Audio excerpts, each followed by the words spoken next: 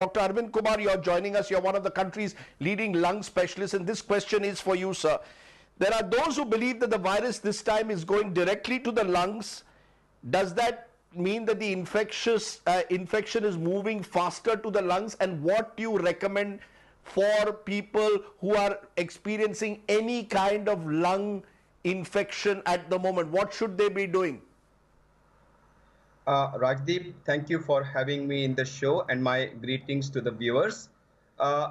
It's not true that the virus is moving faster to the lungs. Now, let me clarify that the problem that occurs in the lung, the COVID pneumonia, is actually not direct due to direct presence of virus in the lungs.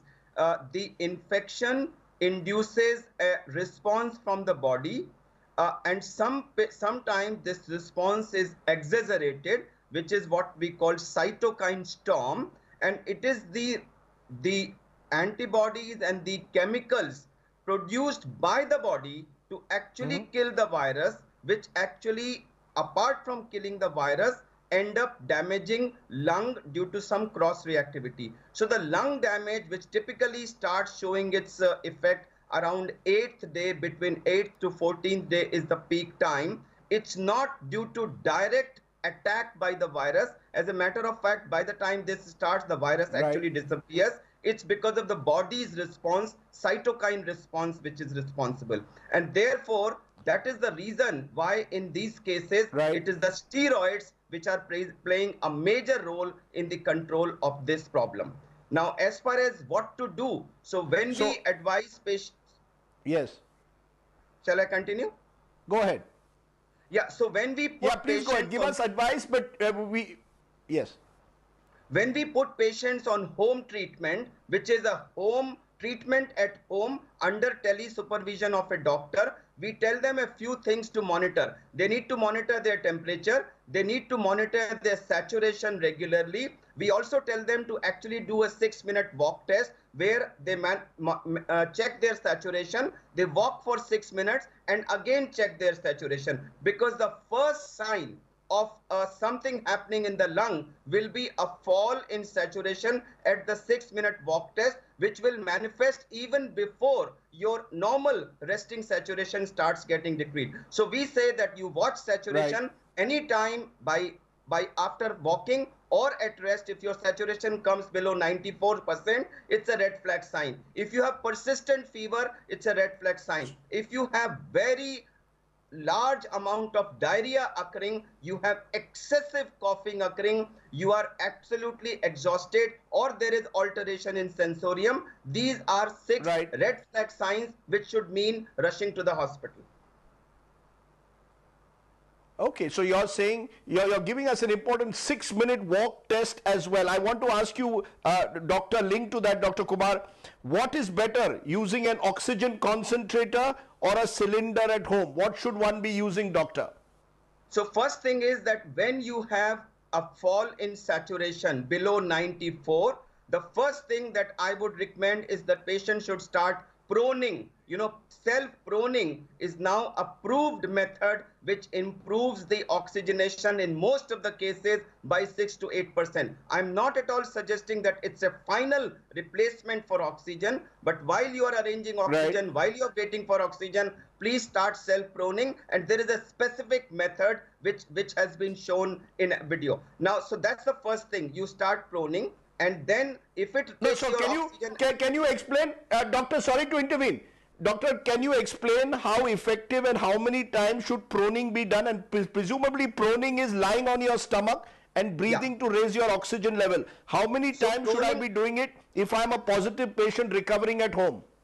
So Rajdeep, proning is not necessarily actually lying on your stomach. Proning is lying in a belly down position, not on your stomach. In fact, you have to keep 3 or 4 pillows under the lower part of your tummy, which is the hip bone area, and you have to keep 1 pillow under the upper part of the chest, so that your tummy is off the bed. You should be able to put your hand between the tummy and the bed, and the reason is the tummy should be able to move normally because that allows your diaphragm, which is the layer between the chest and the abdomen, to move up and down, which is a major contributor to your respiratory effort. This is the vital piece. And proning, we advise when the oxygen falls, you go in prone for 1 to 2 hours, then you turn left lateral 1 to 2 hours, then you go right lateral 1 to 2 hours, then you go on your back or sitting up position 1 to 2 hours, and this change of position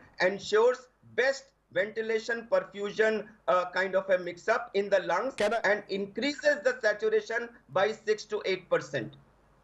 Right. Doctor, one more question on this issue.